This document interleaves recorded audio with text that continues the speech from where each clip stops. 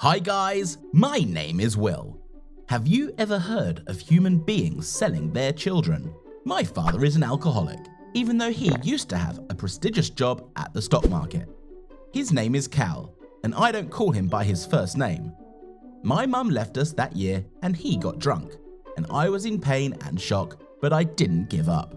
I came home from school, cooked meals, cleaned so that when Cal came home, everything looked more or less the same. Since we didn't have a little sister in the family, I did all the work since Cal provided for us.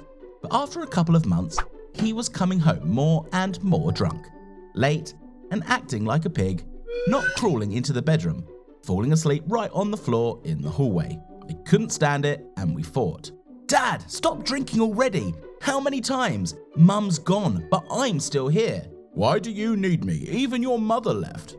"Not only did she leave you, she left me too, but I don't drink." "Have you ever even had a drink? Maybe you ought to try it. Here, have a whiskey. It's a real man's drink. Who knows, maybe you'll finally man up too." I hit the bottle. It flew off and smashed against the wall. Dad got mad. "Do you even know how much that's worth?" "I don't care." "Of course, you don't earn it." "What's the use of you working? Have you looked in our refrigerator? I only eat school lunches. I eat once a day because there's no food at home." "I don't have any money left to support you. Don't you like it? Go back to your mum's or wherever. I don't care." "Oh yeah? I'll go myself, okay?" "Oh no, you don't just walk away. I've spent so much money on you over the years, you owe me." "I don't owe you anything." As soon as I finished talking, he passed out. I was so angry, so I went to my room. The next day, he came in drunk again, not only alone. His colleague Stephen was with him. My father pointed his finger at me and he said, "That suits me and my wife." My father called over to me and we started arguing about his condition again. And then he was like, "You're going to live with Stephen now." "No, I'm not." "You will. I sold you." I got all misty-eyed when he said that. I thought he was joking, started begging him not to do it. I even promised I wouldn't say another word about his drinking. But my father indifferently pointed his finger at the bag and said, "Get out."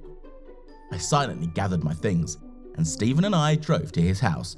My throat was choked with tears. Both my parents had betrayed me. On the way, I asked Stephen how much my father had sold me for, to which he replied, "For 12 crypto coins." "What's that?" 10 bitcoins to be exact." "What the hell is that?" "It's digital money. If you translate it into dollars, it's not that much. I'm sorry, but I'm afraid your father didn't sell you because he needed money. He wanted to sell you." "What do you want me for?" "My wife Maeve and I had a son your age, and he died of illness 2 years ago. We can't have any more children, and your father jokingly offered to take you away, and then it turned out not to be a joke." The bastard. "I understand you're angry, but you'll be better off with us. My wife will love you. She was glad when she heard about you. You're not my parents. We don't pretend. You can call us by our first names. We will give you love and care. Your father is a good man and an employee, but he will be fired soon. He won't be able to support you anyway. Consider us saving you from starvation." How noble. "It just takes time to get used to." And Stephen wasn't lying. As soon as I walked into the house, I felt a whiff of homemade food, and it made me cringe. I hadn't eaten normally for so long. Maeve turned out to be kind and nice, and they gave me the dead son's room.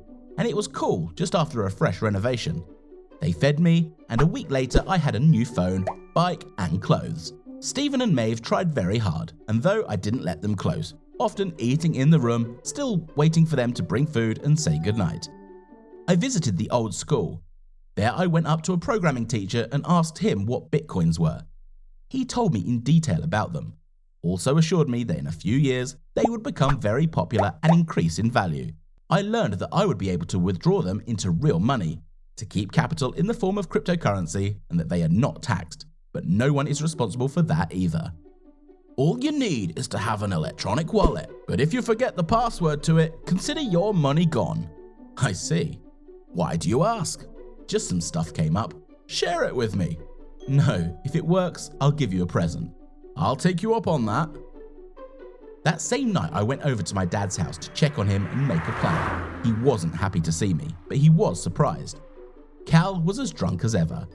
I started with simple things and then moved on to what I wanted. I talked to him more, asked him about bitcoins and why he sold me in that particular currency, to which my father replied that he had the money, he just didn't need it. "You wouldn't understand me. I'm not asking you to. Why are you here? Go home. You have a new family now. Be happy." "So you don't need the bitcoins?" "No, I don't." I knew my father wrote down all the logins and passwords in one book. So when he passed out, I just ripped out the right piece of paper from him and kept track of the transaction processes every day. After a couple of years, I finally settled into my new place. My father was fired from his job, and sometimes he would go to Stephen's house to ask for food and money, and Maeve would feed him out of pity, and I wouldn't even say hello. And then one morning I woke up and opened the news, and there were all sorts of information about the soaring value of Bitcoin, where one coin equated to $25,000. Yes, yes, yes! I yelled like I'd hit the jackpot, although I had. My dad sold me for 10 bitcoins, which means I became the owner of 250 grand in a couple of years. At the same time, without working, I'm a freaking high school kid. Stephen and Maeve freaked out. I asked Stephen if he had any more bitcoins and he said he had a few left. I showed him the news and he was so excited. I told him I wanted to cash out my dad's money. At first, Stephen talked me into giving it to my dad, but I objected. "It's my money, he sold me. He sold me out, his own son. We'll give you what you need, you know that. Money is money." "That's right, although he's probably drunk and forgotten." And once we cashed out the money, we came home happy. But Cal broke in the door. "Where's my son?" "Shh, calm down, calm down. You're drunk again." "Not drunk enough to realize he ripped out my Bitcoin wallet password page. Where's Will?" "Let's sit down and talk about it." "I'm here, Cal." "Ah, you miserable thief. Come and steal my money." "Took what's rightfully mine, you mean?" "How dare you? Give me my money back or I'll—" "Or else what? What will you do? Sell me again? Get drunk and raise your hands? Starve me to death? What? You've done all you can do. You sold me. Do you know you go to jail for that, Daddy? You sold your child.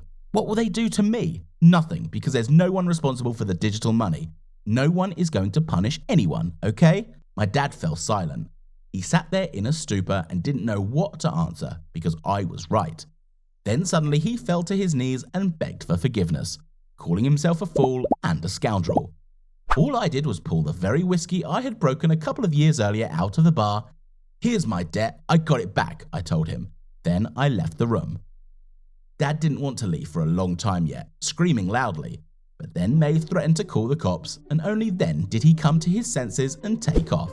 I haven't seen him since. You won't believe it, but even my mum showed up. I think my dad did it. Even promised her to split the property if she could get his money back. But no, Maeve chased her away too. Who would have thought that in a couple of years I'd be living in a nice house, amongst great people, taking better care of me than my own parents? Who would have thought I'd be happier than ever, even after my father sold me out? So, that's what I'm saying, guys. If you've had something like this happen in your life, don't feel bad. It's a gift of life. It means that those people weren't worthy of you. And that, in turn, proves that justice exists.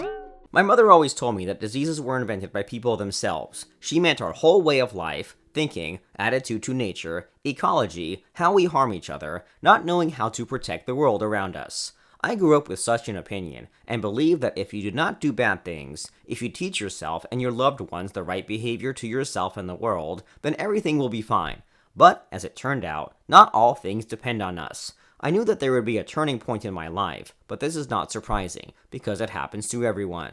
I just didn't think it would come so soon. My name is Kevin, and I was born and raised in a poor neighborhood. My mother and I have always lived together. My father, according to my mother, did not wait for my birth, but stupidly ran away as soon as he found out about my mother's pregnancy. We have a hard life. My mother works all day to feed us. She has almost no time to rest, and on weekends she usually runs to work part-time in another place. At first, when I was very young, she took me with her, secretly from the leaders, and when I started going to school, my mother taught me to stay alone. So I went to school in the morning, came back at lunch, ate, did my homework, and waited for my mother in the evening. Then a couple of years later, I already learned how to cook light meals myself. So I used to meet my mother with a hot meal. I knew she was trying for me, and I tried to do something nice for her too. Sometimes it was really hard for us, but we tried to hold on. All I wanted was for me to grow up and get a good job, for my mother to stop working, for her to stay at home and wait with me with a hot dinner, and not the other way around. She never complained that she was ill, or that she wanted to sleep, eat, or be tired. She didn't think she would show herself weak to me, but I didn't think so. I didn't think she was weak. I'm sorry I couldn't have predicted her condition earlier. The fact is that one day my mother was very ill, and she did not have the flu, but something much more serious. One day, when I came home from school and was doing my homework, my home phone rang. I went to the phone and answered. What I was told then changed my life forever. I dropped everything, quickly put on my jacket, and ran. I was running towards the hospital, and I don't even remember how I got there so fast. I ran to the right floor, and a nurse stopped me in the corridor. She asked me who I was, and then said that my mother was in intensive care for surgery, and I couldn't see her. She had a stroke, and now our best doctor is performing surgery for her. Can you wait here in the hallway? Do you want me to bring you some tea? She asked. I refused. I couldn't get anything down my throat. My only fear was that I would never see her again. I don't know how many hours I sat there on a chair, alone, but in the dead of night that nurse came out to me again. Or rather, she turned out to be a doctor. She said that my mother did well, the operation went well, but now everything depends on her. Whether she pulls through or not, we have to hope. But then it turned out that this is not all. For all this treatment required a lot of money. We did not have such. When I heard the sum, I didn't even immediately understand what it meant. The doctor asked if we have at least some relatives, but no. We were with my mother, just the two of us in the whole world. Then I was told that we would have some benefits, but if I wanted my mother to live, I had to find money. But where? I was allowed to see my mother a little later. I didn't recognize her. It would seem that only yesterday morning we had a peaceful breakfast with her and ran away, and now she is in the hospital, all in some wires and quietly, barely breathing. Tears welled up in my eyes. I couldn't believe this was happening to us. I put my arm around her arm and lay down, and it turned out that I fell asleep and slept until morning. The next day I went to school, sat there all the lessons somehow. I was not up to school, and I only thought about one thing: how to get money. Later, I borrowed a classmate's phone and Googled what I could do. And then just by chance I came across a message. All I had to do was agree to sell the kidney, and then I would get paid a lot of money. This offer lured me. I called the specified phone number and was actually told that this requires only my consent, and that's it. I was happy, and they set a day and a meeting for me. Immediately after school, I ran there to negotiate with people. I didn't even think that it was dangerous or painful or even risky. There was no guarantee that I would be given money, just as there was no guarantee that I would survive at all. I ran like hell, and when I crossed the road, I didn't pay attention to the cars. I was hit by a car, but not badly. I got up and ran the other way from the shock. The woman who hit me ran out and ran after me. I was running away from her, and she was chasing me. I didn't understand what she wanted from me. In the end, she caught up with me and began to ask if everything was all right. I quickly said yes, but then saw that my leg was bleeding. She picked me up and dragged me to the car. I began to resist, because I needed to quickly agree on a kidney, but she forced me into a car and took me to the hospital. I had some stitches. The woman apologized to me all the way. She said I ran out too late when the light was green, but all my thoughts were about my mother. The doctor asked me where my mother was, and then I started to cry, because I couldn't negotiate with people, which means I won't sell the kidney and my mother will die. I explained everything to the woman and the doctor. They listened to me, and then the doctor told me not to be upset, because they wouldn't have given me money for my organ anyway, because it's not legal, and besides, you're still a minor, the doctor said. But I asked what I should do. Where can I get that kind of money? And that woman offered to help. She turned out to be a local reporter and made a story about me. She found it touching how desperately I fought for my mother's life. She opened a special account where the funds that people donated dripped, and she herself invested half of her salary there. I was grateful for her help. Thus, I managed to collect the necessary amount in a week, and make my mother another operation with this money, and then we had enough money to restore her. I'm lucky my mother wasn't paralyzed after that stroke. It took a long time to recover, but we had enough money thanks to good people. They supported us until my mother was released from the hospital. My mother cried a lot when she found out that I was able to raise funds. She saw me on TV, and even on the internet, and I was just happy, because my mother is alive.